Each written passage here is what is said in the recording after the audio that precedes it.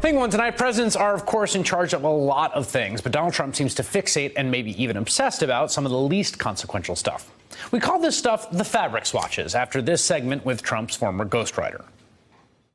These businesses that he acquired, the Plaza Hotel and the Trump Shuttle, he would buy them, and then there'd be a lot of hoopla. He was interested to that point, and then he had no interest in running them on a day-to-day basis and no knowledge of how to do it. So he focused on the fabric swatches. I think, for one thing, it played into his germophobia. You know, he was always replacing the carpets and the drapes and he was always talking about deep cleaning the airline seats. You know,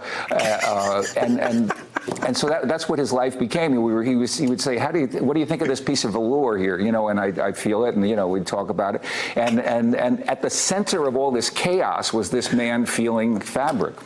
Yes, and then the man feeling fabric became president and has thankfully actually wasted a ton of time on the small stuff. One of the first things he did was add a lot of gold fabric to the Oval Office, along with a bunch more flags.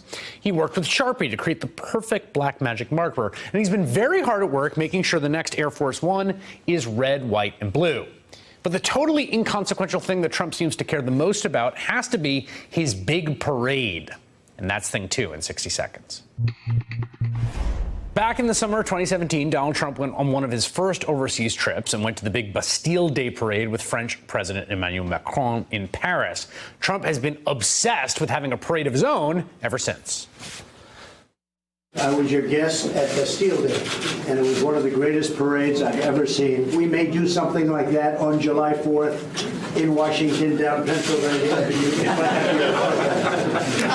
I don't know. We're going to have to try and top it. I'd like to have a parade. A lot of the generals would like to have a parade, would have a lot of plane flyovers. I think it would be something great for the spirit of the country, you know? We're thinking about doing on the 4th of July or thereabouts a parade, a Salute to America parade. We're thinking about doing something which would become perhaps a tradition, and the fireworks is there anyway, so we just saved on fireworks.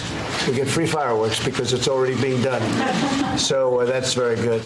Well, Donald Trump is finally getting that parade. The Interior Department released the details today. DC's July 4th festivities will begin with, quote, marching bands, fife and drum corps, floats, military units, giant balloons, equestrian, drill teams, and more parading down Constitution Avenue. And then to fully turn the 4th of July into a Trump rally, the president would deliver a speech from the Lincoln Memorial in the evening, followed by music, military demonstrations, and flyovers by Air Force One. Seriously. And then that new tradition, fireworks on the 4th of July. July 4th in Washington, D.C.